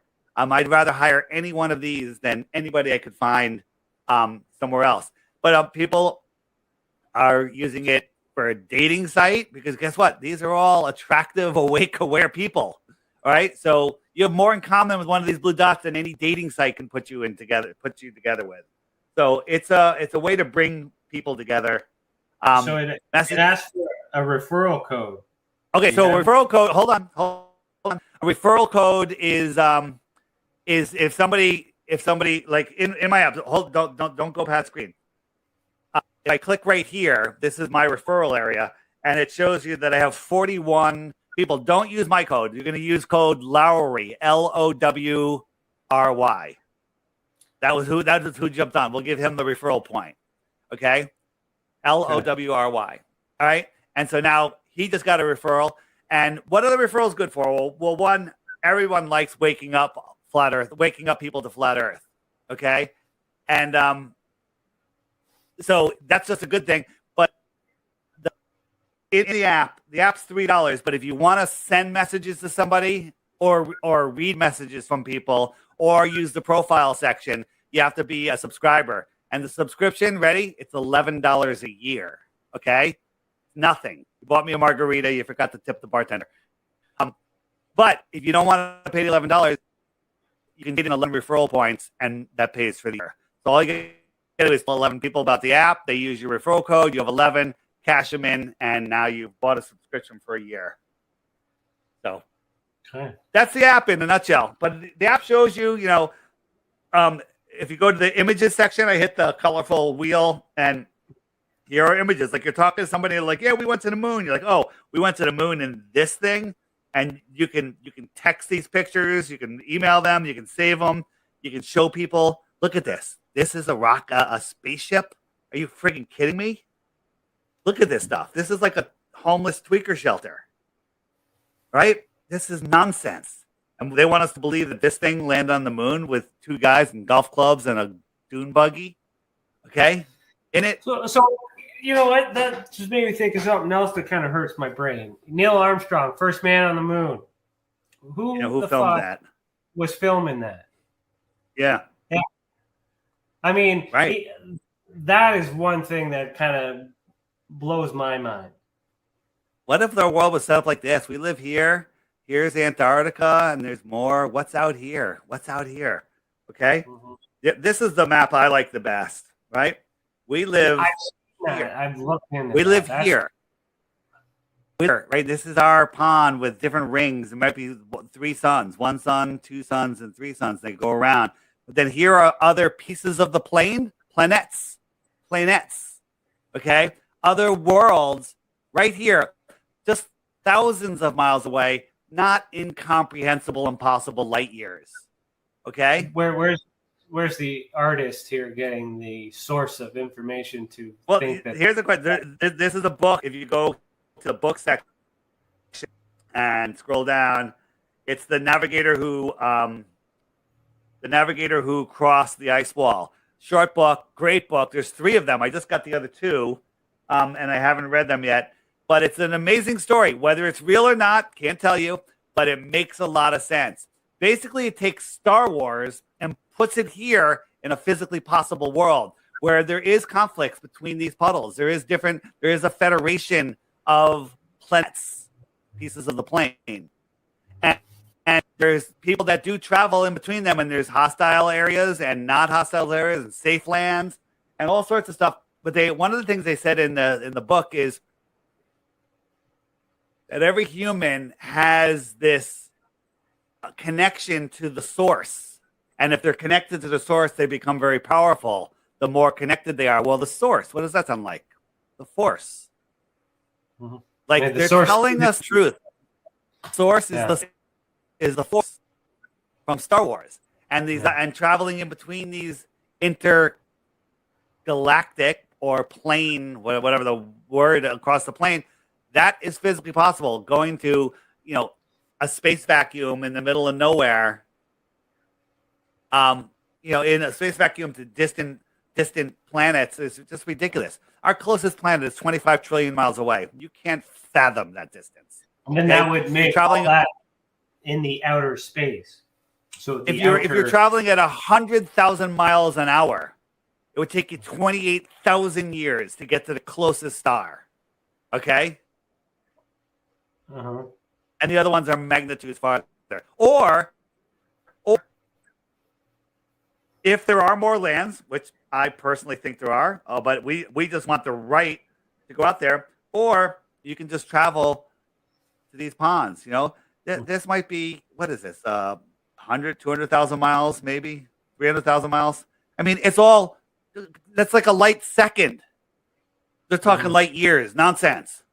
So then the planets that we're seeing could be luminaries for these other ponds. I don't know. Again, we don't know what the stars are. We don't know where their source is. We don't know anything. They can be coming from the center of the Earth, being projected up like a freaking planetarium. I don't know. The southern stars could be reflections of the northern stars. There could be 4 different rotations in the south, right? We don't know. But what we do know is that the sizes and distances they tell us are impossible, right? Our sun at 93 million miles away is the size of a coin held at arm's length. If you moved it a mile over your head, it would fill the entire sky. If the sun was just a mile directly above you, it would fill your entire sky, horizon to horizon. Okay? You agree with that, right? With me?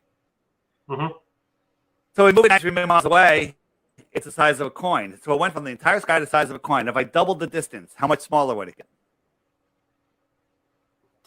A dime? Smaller coin? What if I made it 8 times as far? Could you even see it? And the answer is the angular size calculator will tell you that it's too small to see. Let's be safe. Let's make it, if I made it 8 times as far, that's too small to see, but let's make it 24 times farther. Because that would be a light day.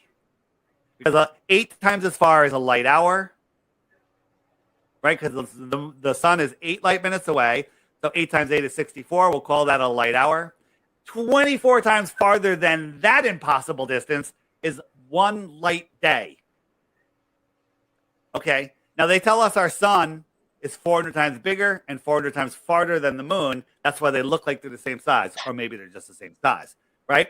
So scaling and distance, they tell us is working. So let's use scaling and distance to prove their nonsense. So at a light day away, the sun is magnitudes, many times over, too small to see. Okay? Many times over. Scientifically provable. Polaris, they tell us, is 48 times bigger than our sun. So we bring Polaris to here, we move it 48 light days away, it would be the same impossible size to see. Magnitudes. Magnitudes too small to see. That would be 48 light days away, not even 2 friggin' light months away. And they tell us Polaris is 433 light years away. And we can see it with our naked eye. Here's the problem. Half the people or more listening to what I just said short-circuited because they can't follow the simple math. Because we weren't taught to think. We were taught to memorize and regurgitate. And we can't prove it. We can't get out there unless we have millions of dollars. But hold on. If I told you that we can prove it. We can prove what they're saying is a lie because it's scientifically impossible. Right? We don't know, I don't believe the sun is this giant thing. I believe it's right here within our atmosphere. Okay, whatever it is, it's a projected point of energy. But they tell us that the sun is a certain thing. Okay, well, they tell us polarity. We can keep moving things, right? And I'm using their distances. 93 million miles times 8 times 24 is a light day. Impossible to see. Impossible. And then let's take Polaris. 48 times farther is 48 light days, not even 2 months. Impossible to see. Ignoring the other issue with the brightness. As you get farther, it should get dimmer and dimmer, right? The brightness would have to be ridiculous. We don't even have to go there because we can't see it at 2 light days away. 48 light days away. It would be magnitudes too small. Magnitudes. And they tell us it's 433 light years. 433 light days away would be ridiculous. So that is scientifically provable mathematically. Our eyes could not see it. So everything about the motion of the stars, where they are, what they're doing, off the table. We don't even know what they are. We don't know how far they are. We don't know how big they are. We don't know what they are. So when someone says, well, they rotate the other direction in the south, there's a whole bunch of reasons that could happen. We don't know. We don't know what they are. So stop talking about the lights in the sky, thinking that you know what they are. So what about beings, other alternative species? How would that fit in this? Are they in the outer space, extraterrestrial, so extra land?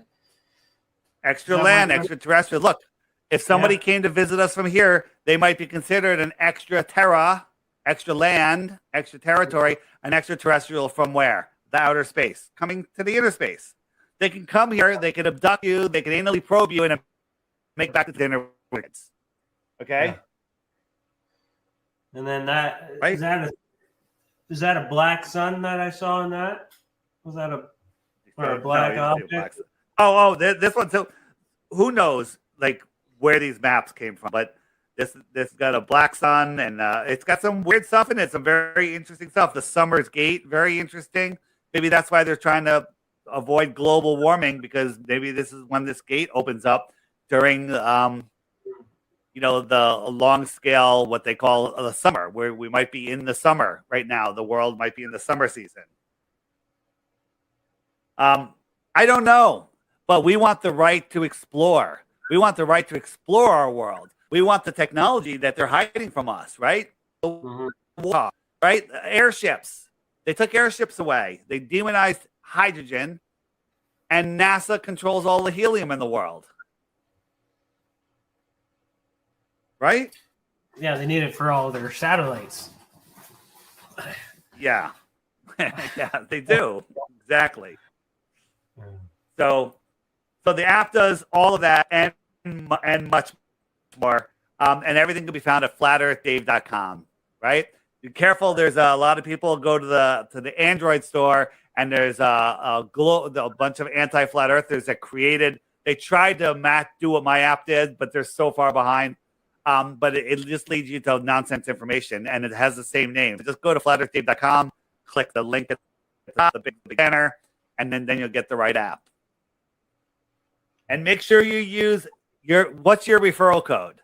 So you open up your app right now. Go into the friend finder. Are you in the friend finder? I don't know. I don't want people to know where. Which one's the friend finder? You're not. The handshaking, right? You logged in already, right? Yeah. Custom. Okay. And then see there. So go to click the little pencil and create a custom referral code. Like, call it TinFoil. Whatever you want. You have up to 7 characters. What freaking pencil are you talking about? Hold on. So right here, there should be a pencil. Look where I'm pointing. Right here.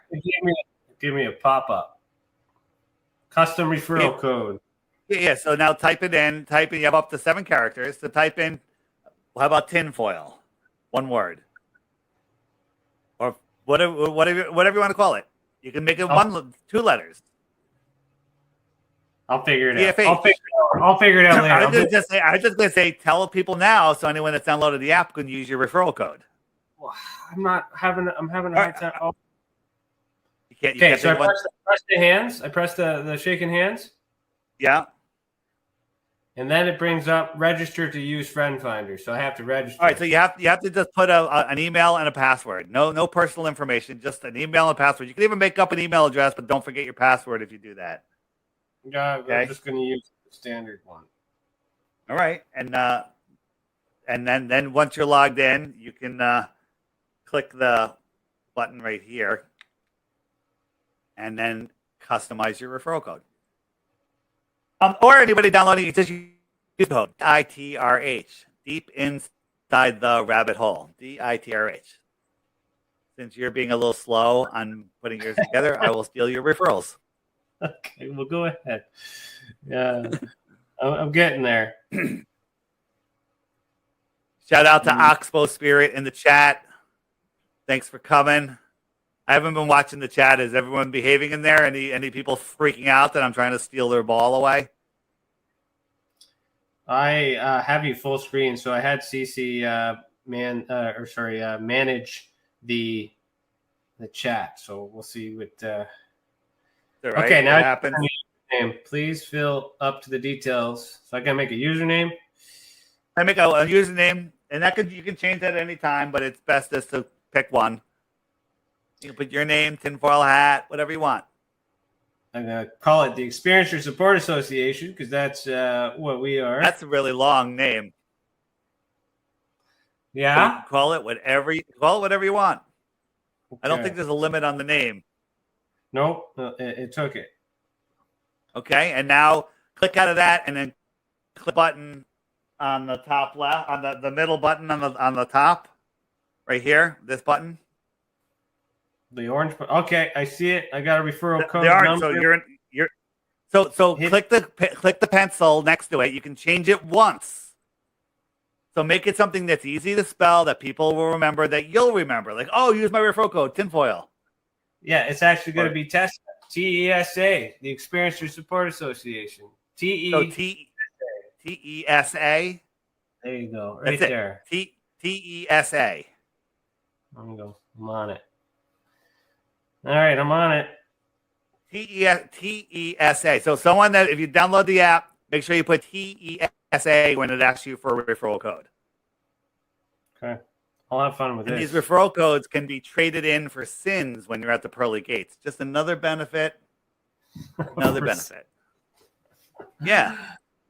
Because when you wake someone up to the flat earth, you unplug them from the matrix and you bring them back to the creator. Okay? So people say, why the lie? There's like nobody in my area. Nobody believes this stuff. Oh no! Oh yeah! No, it takes a moment. It takes a moment to load. It takes a moment to load. You got to give it time. There's plenty of people. That's funny. There you go. Cool. All right. So I want to read you what I call what do I call it? I don't even have a name for it. Here's the thing. Why are they lying about the flat earth? And the answer is because they're hiding your true potential. They're hiding the fact that your thoughts become things, right? So the present is defined by a confluence of your thoughts, inspired by or regulated by your beliefs, right? That makes sense. Your beliefs can be changed, upgraded, or banished by just choosing new thoughts. Makes sense. The future becomes the present when your expectations evolve. Okay, right? When your expectations evolve, you're able to move forward. Time measures how much effort you require to change your thoughts. That makes sense. Your current time and space shows exactly what you are thinking now. Makes perfect sense, right? So the bottom line is thoughts become things, which is all you really need to know. They don't want you to know that you have that power. They want to limit your thoughts, put it in a ball. We're running out of water. We're running out of resources. We're overpowered. We're carbon bad. Carbon's actually good. Okay, the more carbon we produce, the more green will go. The health of it. They've inverted everything. They want you to think that the world will go to chaos unless they govern and can control your mind, and that's what they do. Okay? And that they want to keep you enslaved. That's it. And then when you say there's a lot of people that have to be in on it, no. All of the people that aren't in on it, they're the worst gatekeepers of all. No, I'm not looking at that. You're an idiot. They ridicule you. They banish you from family meetings. They do all of this stuff, and they have no idea what the hell they're talking about. Flat earthers know more about their globe model than they do. Because if they knew a tenth of what we knew about the globe, what we're told about the globe, they'd be flat earthers.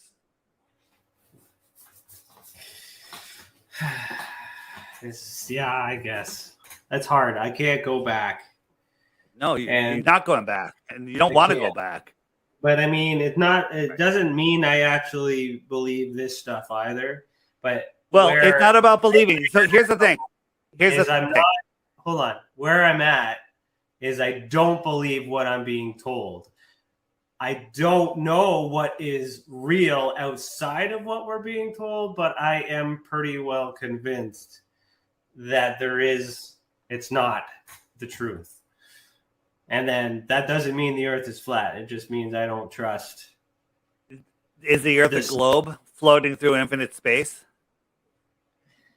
It could be. I don't understand how science Can you give me one proof that the earth is a globe? Just one.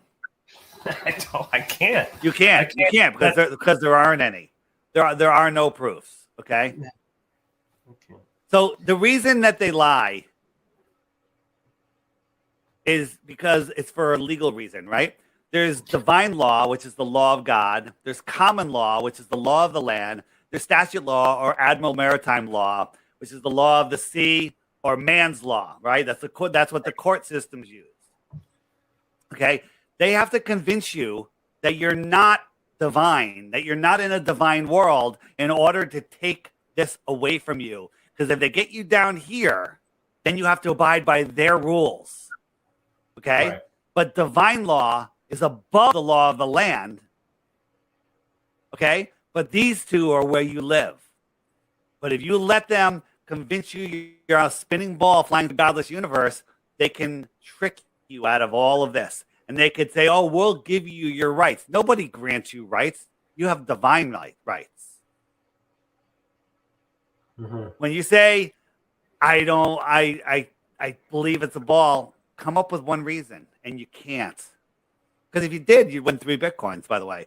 Offering 3 Bitcoins for 1 proof of the globe. Solid proof. What is proof, though? I mean, like... 1 proof. Show me curvature. Show me axial rotation. Explain to me how we can travel 4.5 billion miles a year, and I go out and look at the stars, and they're in the exact same position a year later, 10 years later, 50 years later. Okay? Nothing changes, right? I lived in the same town my entire life. I've been in the water. I'm a windsurfer, kite surfer, swimmer, and the water and the rocks are at the exact same level they were when I was a kid. Okay? We're supposed to be underwater, according to Al Gore. Okay? Everything is a lie. It's all lies. It's all massive lies. And it's to control your mind. What's the deal with this firmament idea? This dome? What's the deal? Well, how has anyone ever found evidence of us being in that container? And are we underwater? Above, so below? Well, it seems like we're underwater. You know, again, we're not allowed to go to these, you know, we can't anything higher than we can go ourselves. We don't know, but we can watch these launches that they do, right? The SpaceX launches, all nonsense. You know, the Artemis launch, which they just did the other day, complete and total nonsense. I'm trying to find where the hell did it go?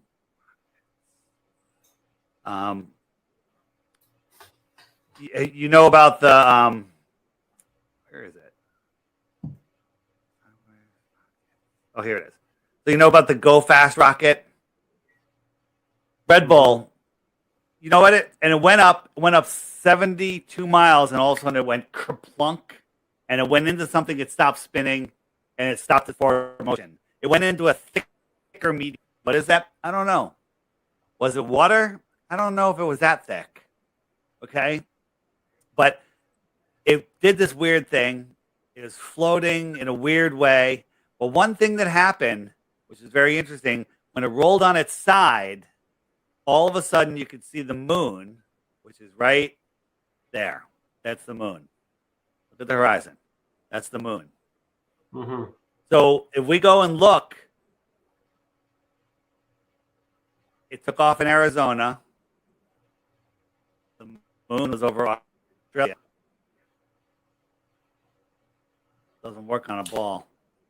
No, because then if it's on the flat map, can you show the distance? Here, if we're here, yeah, that rocket is a millimeter over here, and the moon was down here under Australia. Yeah, over here. So if that, down here.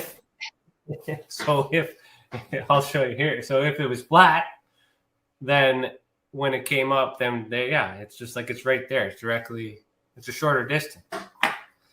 And I seen this study, or not the study, but I seen the explanation about these weird layovers and flight paths and stuff that seem odd when you're traveling all over a globe. But if you match the trajectory on a flat map, it's a straight line. You know, like there's a lot of, you know, they tell us to turn our cell phones off in airplanes. Is that because they don't want us to, you know, see where we're actually going? Yeah. I don't know, man. I don't know. Well, you know, like if it was really a problem, you know, don't you think terrorists could use it? You know, if it was really about terrorists, it's absolute insanity. here's an emergency landing. They all the way out to Seattle, right? Which is 1,000 miles out of the way. They got there incredibly fast, but if you look at it, it's actually on that exact flight, on that route. And here's one. This is a good one. This one. From Hong Kong, they're going to the UK, 12-hour flight, and the mother died about 4 hours. The whole family was flying together, and the mother died right in her seat, died suddenly. Interesting. Okay? And they left her in her seat for 8 hours. They couldn't land for 8 hours. Well, there's airport. There's tons of airports all through here that they could have landed on, right? The problem was two problems. On a flat Earth map, mom dies. Now they're over Russia. One, we're not supposed to fly over Russia, I thought. Well, the airlines fly over Russia all the time. They just don't tell us. Two, if we landed in Russia, help, please. No, Russia, good guy. Can't have that. Russia's bad guy right now. And three, what the hell are we doing over Russia? Right? Well, that's one or three. Why are we over Russia? So one, they can't admit they're over Russia, and two, they couldn't land in Russia because then Russia would probably cooperate and be good guys, right? And that would cause a whole, well, maybe we should not be at war. Okay? 8 hours. And then to get to, why didn't they just continue at that point another hour, get to London, but they landed here? Okay? Yeah. There's no other excuse. They were over Russia.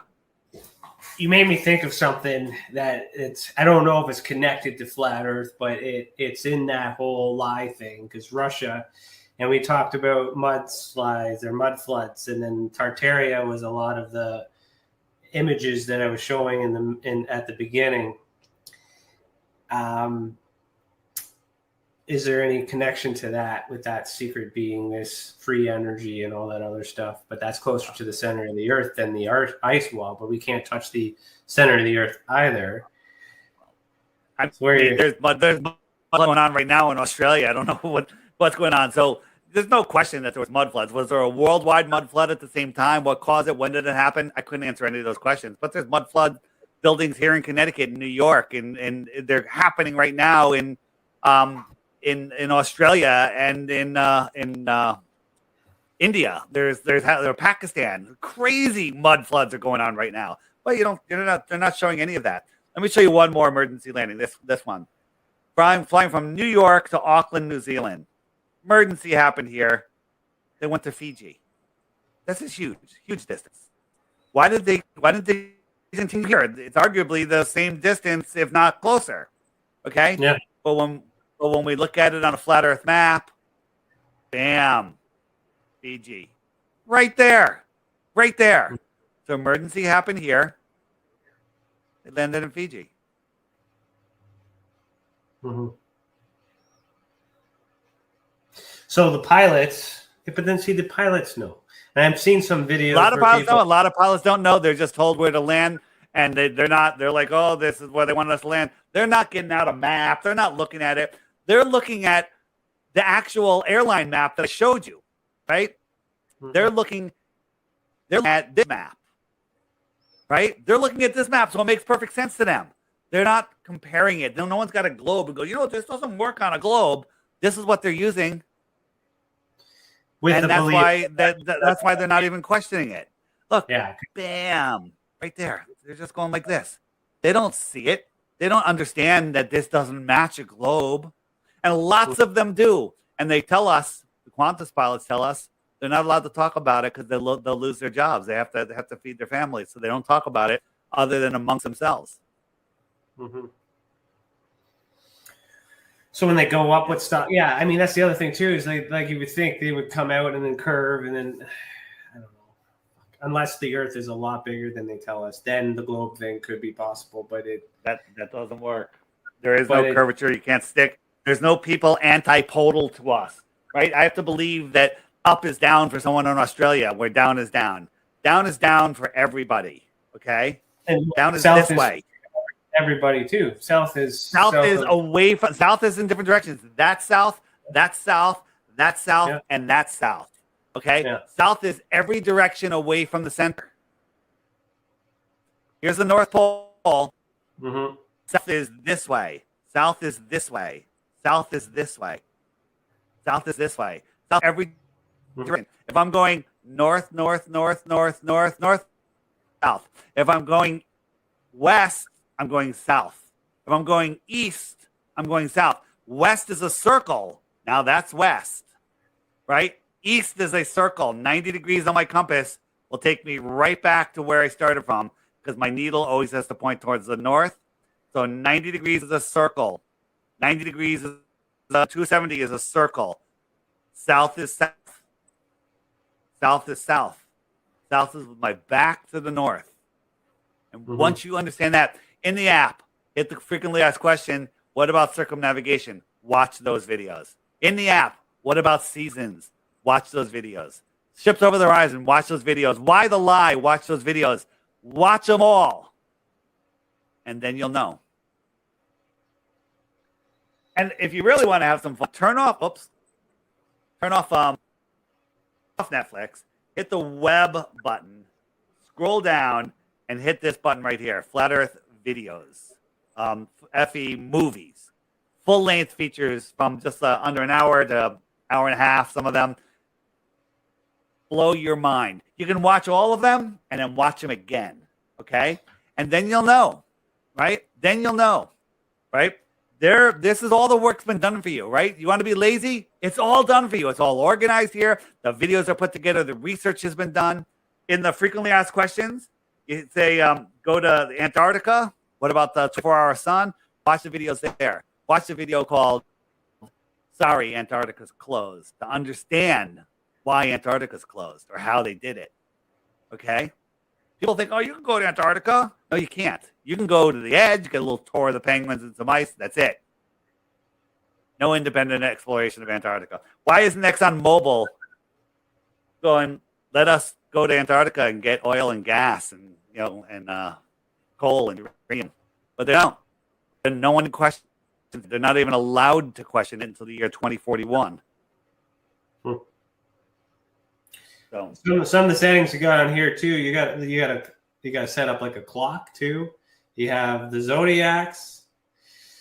So yeah, the real quick, the sun goes around wherever the sun is. It's noon. It's noon right there in Western Australia, right? It's 6 a.m. here, right?